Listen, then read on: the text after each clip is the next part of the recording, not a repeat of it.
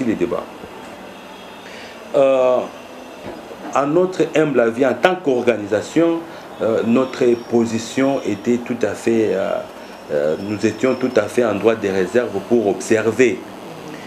Mais de notre observation, nous avons constaté qu'il s'est passé effectivement un problème de droit sur le plan forme. Et nous avons parlé même des gymnastiques de droit.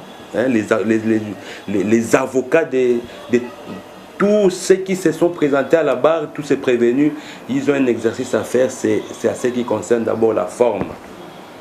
Et l'image, la beauté du droit pose problème à ce niveau-là parce que il y a eu d'abord les contraintes liées au coronavirus. Et ces procès se sont déroulés pendant que le président de la République a signé l'ordonnance décrétant l'état d'urgence, c'est qu'il y a un problème de contraintes. Et ce contrainte, le juriste, nous, défenseurs de droits de l'homme, nous pouvons gymnastiquer là-dessus pour dire que ce procès, est-ce qu'il y a assurance qu'il était correct? L'avocat peut défendre son client en portant un masque. Il se pose un problème de beauté, de droit et même comment il a utilisé ses moyens de défense pour défendre son client.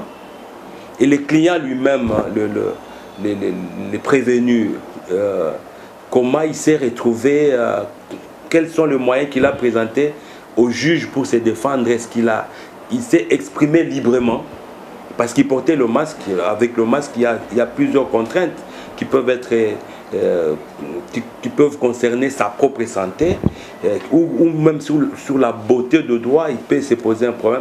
Est-ce qu'on peut aussi se poser la question, est-ce que les juges a effectivement prononcé une condamnation contre Vital Kamerhe ou toutes les autres personnes qui ont défilé devant la barre parce que les juges lui-même portaient le masque.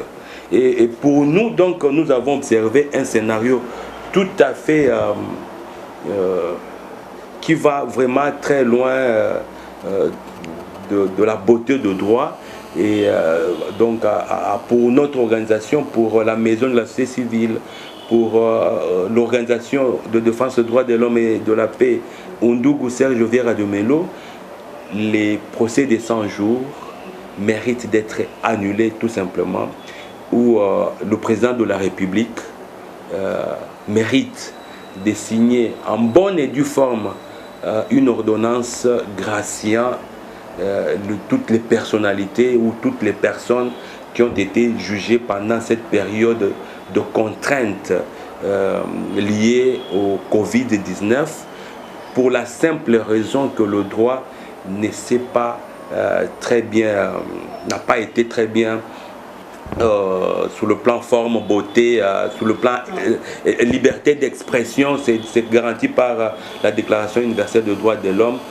Ça mérite que le président de la République puisse gracier tous les prévenus, et même quand ils doivent aller en appel, parce qu'au premier degré, ils peuvent aller au premier degré, au deuxième degré, les avocats de la défense peuvent évoquer cette exception de droit liée justement aux contraintes du Covid-19. C'est que, je veux me répéter, que l'avocat, il y a présomption que l'avocat n'a pas très bien défendu, les avocats n'ont pas très bien défendu leurs clients. Il y a aussi présomption que les présumés, les prévenus ne se sont pas très bien exprimés, ne se sont pas très bien défendus parce qu'ils étaient contraints par le masque qu'ils portaient.